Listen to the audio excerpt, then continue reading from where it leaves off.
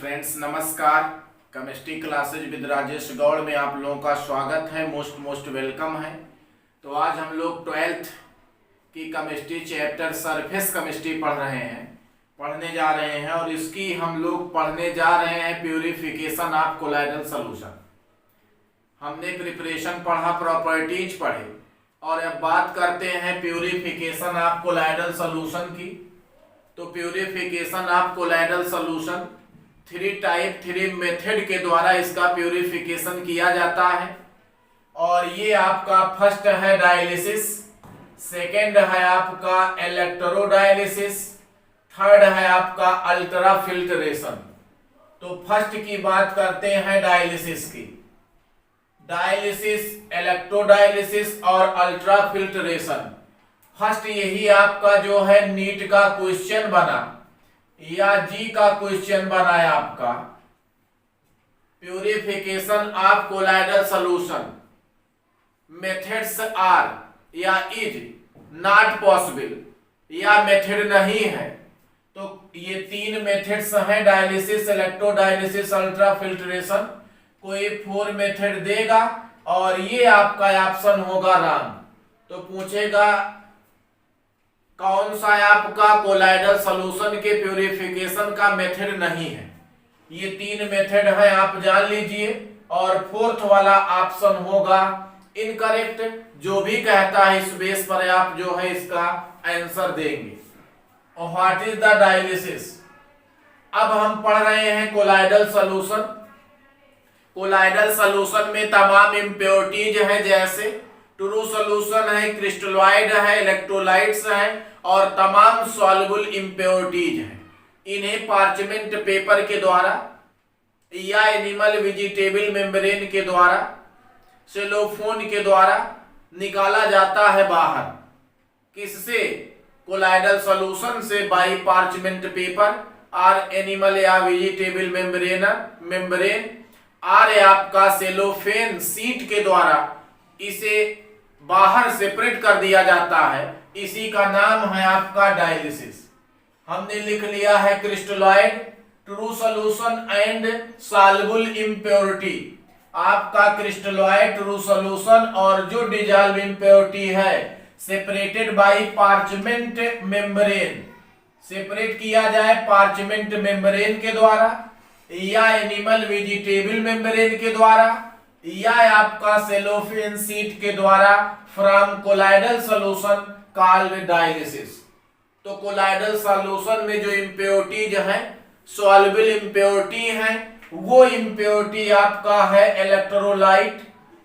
क्या क्या है? इलेक्ट्रोलाइट्स है, सॉल्युबल इम्प्योरिटी, ट्रू सॉल्यूशन है, क्रिस्टलॉइड है और भी इलेक्ट्रोलाइट्स हैं। इन्हें बाहर निकाला जाए पार्चमेंट पेपर से, तो इसी का नाम रखा गया है डायलिसिस। इसका एक्सप्लेनेशन विद फिगर हम देख लेते हैं। इस प्रोसेस में जो है एक लिया जाता है पार्चमेंट पेपर का बना हुआ मेम्ब्रेन, जिसे कहा जाता है dialysing membrane. Dialysing membrane made up parchment paper और एनिमल और वेजिटेबल मेम्ब्रेन। तो आपका एनिमल वेजिटेबल या पार्चमेंट पेपर के द्वारा बना हुआ मेम्ब्रेन कहलाता है डायलाइजिंग मेम्ब्रेन। और इस डायलाइजिंग मेम्ब्रेन का बनाया जाता है एक थैला बैग। इस बैग को कहा जाता है डायलाइजर। इसमें रख लिया जाता है इम्प्योरिटी, इसमें रख लिया जाता है कोलाइडल सॉल्यूशन। इसमें रख लिया हमने किसको? Colloidal solution with impurity. इसमें जो है कोलाइडल सॉल्यूशन को रखा गया लेकिन इम्प्योरिटी के साथ। अब एक तरफ से वाटर फ्लो किया जाता है, दूसरी तरफ से वाटर तेजी के साथ निकलता है। जितनी इम्प्योरिटीज है जो वाटर में सॉल्युबल है वो यहां से निकल करके बाहर आ जाते हैं और वाटर के साथ है आपका फ्लो हो जाते हैं, बाहर निकल जाते हैं। और इस थैले में, बैग में हमें प्राप्त हो जाता है प्योर कोलाइडल सॉल्यूशन। क्योंकि ये पार्चमेंट पेपर या पार्चमेंट मेम्ब्रेन जो है ये केवल इसके द्वारा पास आउट होता है crystalloid true solution soluble impurity और electrolyte. Does not pass out of colloidal particle, इसके द्वारा कोलाइडल पार्टिकल पास नहीं हो पाते हैं, इसलिए यहां कोलाइडल पार्टिकल रह जाते हैं। इम्प्योरिटी जल के साथ बाहर निकल जाती है, रिमूव हो जाता है। कुछ समय के बाद हमें मिल जाता है प्योर कोलाइडल सॉल्यूशन। यदि यहां पर हम प्लस कर दें और माइनस कर दें, प्लस का नाम हो गया आपका एनोड और आपका हो गया माइनस का नाम कैथोड। ये चूंकि प्रोसेस अत्यंत स्लो मोशन से होता है, धीमी गति से होता है प्यूरिफिकेशन। यदि आपको प्यूरिफिकेशन का रेट बढ़ाना है, इंक्रीज करना है, तो यहां पर आपको दो इलेक्ट्रोड लगाना पड़ेगा। इधर वाले इलेक्ट्रोड को हम लिख लेते हैं प्लस और इधर वाले इलेक्ट्रोड को हम लिख लेते हैं माइनस। कैथोड और एनोड प्रयोग करते हैं, यूज करते हैं, तो रेट ऑफ डायलिसिस जो है ये इंक्रीज कर जाती है और तब इसका नाम रख दिया जाता है इलेक्ट्रोडायलिसिस। तो electrodialysis means do the fast of rate of dialysis by cathode and anode. आप कैथोड और एनोड का यूज करते हैं, इलेक्ट्रोड का यूज करते हैं, तो आपका डायलिसिस की रेट इंक्रीज कर जाती है और तब इसे कहा जाता है इलेक्ट्रोडायलिसिस। तो ये है डायलिसिस। इसका एक नीट का सेकंड क्वेश्चन है आपका मोस्ट इंपॉर्टेंट रहा, या जी में आपका आया, यही एक क्वेश्चन आया ही, इसको आप ध्यान देंगे। Blood is a colloidal solution, blood is a negative colloidal solution. Blood एक प्रकार का नेगेटिव कोलाइडल सॉल्यूशन है। In case kidney failure blood can not be purified, अगर आपका किडनी फेल हो जाए तो ये ब्लड का प्यूरिफिकेशन नहीं कर पाता है। इन केस में अंडर सच कंडीशन, इस कंडीशन में the blood is separated from dissolved taxis impurity, तो जो टैक्सिस विषैले इम्प्योरिटीज हैं, शुद्धियां हैं, उन्हें ब्लड से प्यूरिफाई किया जाता है, शोधन किया जाता है, निकाला जाता है डायलिसिस के द्वारा। तो जब मानव का किडनी बेकार हो जाता है, ब्लड का प्यूरिफिकेशन नहीं कर पाता है, ब्लड का शोधन नहीं कर पाता है, जो इम्प्योरिटी है, टॉक्सिक सब्सटेंस है, उन्हें बाहर नहीं निकाल पाता है, तो डायलिसिस के द्वारा आपका किया जाता है प्यूरिफिकेशन ऑफ ब्लड। ये जो है मोस्ट इंपॉर्टेंट है, सारे एंट्रेंस एग्जामिनेशनों में ये आता रहा कि ब्लड का प्यूरिफिकेशन करने के लिए किस मेथड का यूज किया जाता है। Purification of blood by this process, तो प्रोसेस का नाम है आपका क्या, dialysis.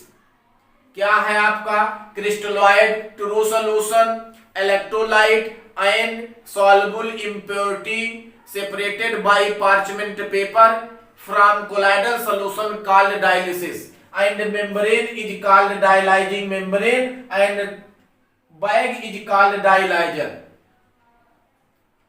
Filled with dialyzing membrane of colloidal solution pass out water in this side and other side pass out water. Presence of impurity like electrolyte, true solution, colloids remove from the dialyzing membrane after some time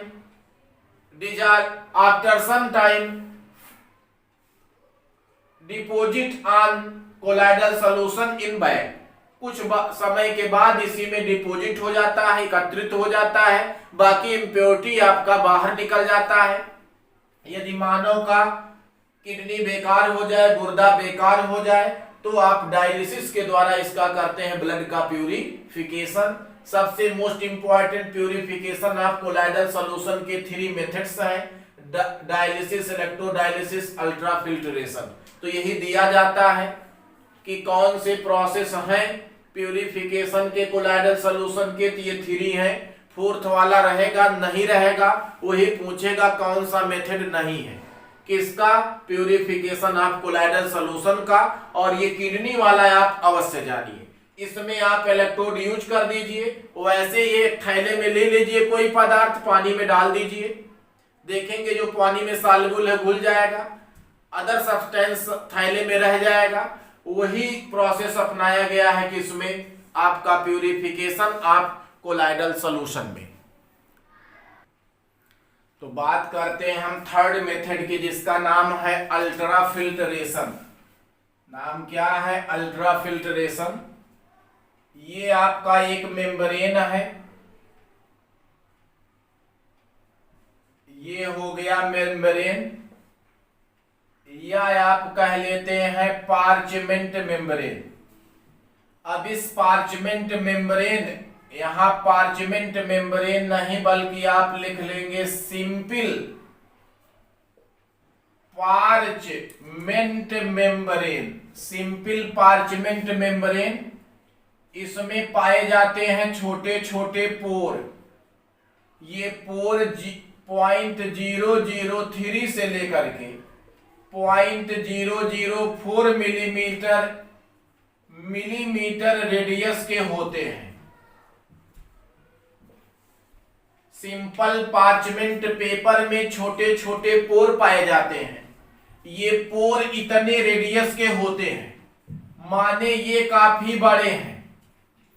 इनसे जो है आपका AS2S3 arsenic sulphide, ferric hydroxide या silver साल, ये सब आपका easily filter हो जाता है। अब क्या किया जाए? ये कोलाइडल सॉल्यूशन ही है, कोलाइडल साल ही है। तो जो साधारण सिंपल पार्चमेंट के पेपर हैं, इनमें जो पोर पाए जाते हैं ये काफी बड़े हैं, 0.003 से 0.004 मिलीमीटर रेडियस के हैं। इनमें से इनके पार्टिकल इजिली छन जाते हैं, फिल्टर हो जाते हैं। अब क्या किया गया? इस मेम्ब्रेन को जो है ले लिया जाता है आपका एसिटिक एसिड और प्लस कालोडियान का सॉल्यूशन, इसमें जो है आपका भिगो दिया जाता है। अब ये आपका यहां आया, what is the collodion? Collodion is a mixture 4% solution of nitrocellulose in a mixture of alcohol and ether। तो ये है नाइट्रोसेलुलोज का एल्कोहल या ईथर में बना हुआ 4% सोल्यूशन।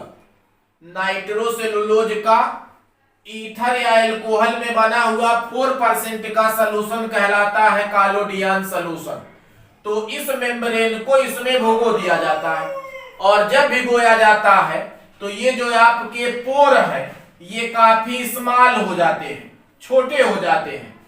और ये जब छोटे हो जाते हैं तो इसी पेपर या मेम्ब्रेन का नाम रखा गया है अल्ट्रा फिल्ट्रेशन।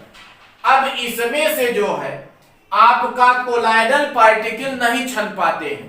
हाँ, इसमें से आपका जो ट्रू सॉल्यूशन के पार्टिकल होते हैं ये इजिली फिल्टर हो जाते हैं, बट कोलाइडल सॉल्यूशन के पार्टिकल फिल्टर नहीं हो पाते हैं। तो कोलाइडल सॉल्यूशन और ट्रू सॉल्यूशन को एक दूसरे से जब सेपरेट करना होता है तो यूज किया जाता है आपका ultra filtration. Separated of true solution and colloidal solution each other by ultra filtration. तो ये जो है अल्ट्रा फिल्ट्रेशन के द्वारा कोलाइडल सॉल्यूशन और ट्रू सॉल्यूशन को एक दूसरे से सेपरेट किया जाता है। तो सिंपल जो पार्चमेंट के पेपर हैं वो काफी इसमें पोर बड़े बड़े पाए जाते हैं। इसको एसिटिक एसिड से कालोडियान सॉल्यूशन में भिगो दिया जाता है। भिगोने से पोर छोटे हो जाते हैं, और जब छोटा हो जाता है तो इसमें से केवल निकल पाता है ट्रू सॉल्यूशन के पार्टिकल। ये आपका कोलाइडल साल्ट नहीं निकल पाता है, इसी का नाम रख दिया गया अल्ट्रा फिल्ट्रेशन। तो कोलाइडल सॉल्यूशन के प्यूरिफिकेशन शोधन के 3 मेथड, डायलिसिस, अपोहन, इलेक्ट्रोडायलिसिस विद्युत अपोहन, अति सूक्ष्म निस्यंदन, यह नाम है अल्ट्रा फिल्ट्रेशन। अपोहन, विद्युत अपोहन, अति सूक्ष्म निस्यंदन या डायलिसिस, इलेक्ट्रोडायलिसिस और आपका अल्ट्रा फिल्ट्रेशन। तो ये मोस्ट इंपॉर्टेंट क्वेश्चन रहा कि ट्रू सॉल्यूशन और कोलाइडल सॉल्यूशन को एक दूसरे से सेपरेट कैसे किया जाए। By ultra filtration. मानव का किडनी बेकार हो जाए, किसके द्वारा? ब्लड का प्यूरिफिकेशन किया जाए, डायलिसिस के द्वारा। तो ये प्यूरिफिकेशन के कितने method? 3, dialysis, electrodialysis and ultra filtration. इस पे आप ध्यान देंगे। आपका नीट का या जी का ये एक इंपॉर्टेंट क्वेश्चन है, प्यूरिफिकेशन ऑफ कोलाइडल सॉल्यूशन का। इसी को आपको देखना है केवल। नीट या जी में यही आपका एक क्वेश्चन बनाया गया। पहला, which of the following method is used to purify a colloid? Colloid को प्यूरिफिकेशन के लिए कौन सा मेथड बनाया गया है? तो अभी आपने लिखा, पहला है आपका डायलिसिस, सेकेंड है आपका इलेक्ट्रोडायलिसिस, और थर्ड है आपका अल्ट्रा फिल्ट्रेशन। तो नाम है आपका अल्ट्रा फिल्ट्रेशन। 3 मेथड हैं ऐसे आपके जिसके द्वारा कोलाइडल सॉल्यूशन का प्यूरिफिकेशन किया जाता है। तो इसमें करेक्ट है आपका डायलिसिस। क्या है आपका? पेप्टाइजर या पेप्टाइजेशन। हमने पढ़ा है आपका कि फ्रेशली प्रेसिपिटेट हो और इसमें आप डाल दीजिए इलेक्ट्रोलाइट, और इलेक्ट्रोलाइट डालने पर ये कन्वर्ट हो जाता है आपका कोलाइडल सॉल्यूशन में।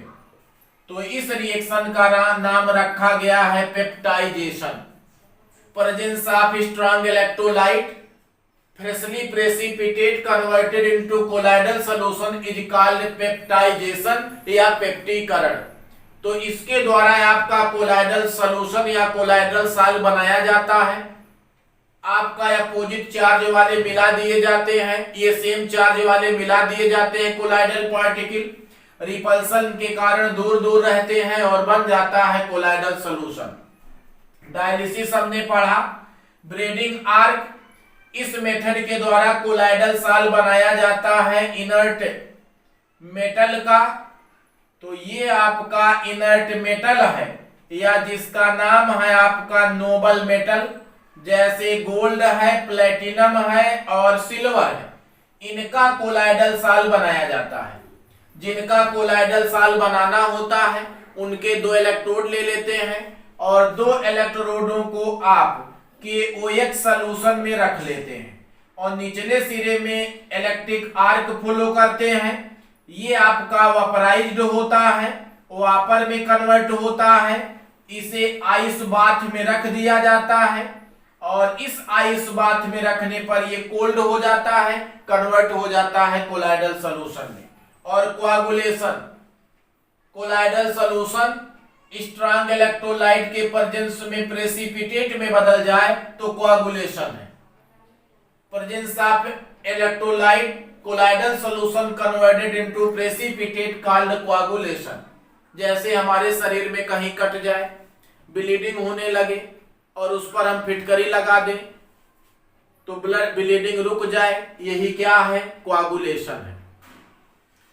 एलम है, फिटकरी है, इसमें एल्यूमिनियम 3 पॉजिटिव चार्ज वाला है। नेगेटिव कोलाइडल सॉल्यूशन है ब्लड, उसके द्वारा न्यूट्रल कर देता है, कन्वर्ट हो जाता है प्रेसिपिटेट में, ब्लीडिंग रुक जाती है। ये है आपका कोआगुलेशन। तो आपका कौन से मेथड के द्वारा किया जाता है प्यूरिफिकेशन? डायलिसिस। निम्न में कौन मेथड है? 3 मेथड के अलावा कौन सा मेथड नहीं है? Second question, what is the collodion solution? Nitrocellulose का 4% ईथर या अल्कोहल में बना हुआ सॉल्यूशन नाइट्रोसेलुलोज सॉल्यूशन है। मानव का किडनी बेकार हो जाए तो उसका प्यूरिफिकेशन किस मेथड के द्वारा किया जाता है? तो आपका मेथड है डायलिसिस। तो 2 क्वेश्चन बने। एक तो कौन सा मेथड है जिसके द्वारा प्यूरिफिकेशन किया जाता है, कौन सा मेथड नहीं है जिसके द्वारा प्यूरिफिकेशन किया जाता है, और ब्लड का प्यूरिफिकेशन किस मेथड के द्वारा होगा? डायलिसिस के द्वारा। What is the collodion solution? Nitrocellulose का 4% ईथर या अल्कोहल में बना हुआ सॉल्यूशन कहलाता है आपका कॉलोडियन सॉल्यूशन। तो ये है आपका नीट और जी के इंपॉर्टेंट प्रश्न।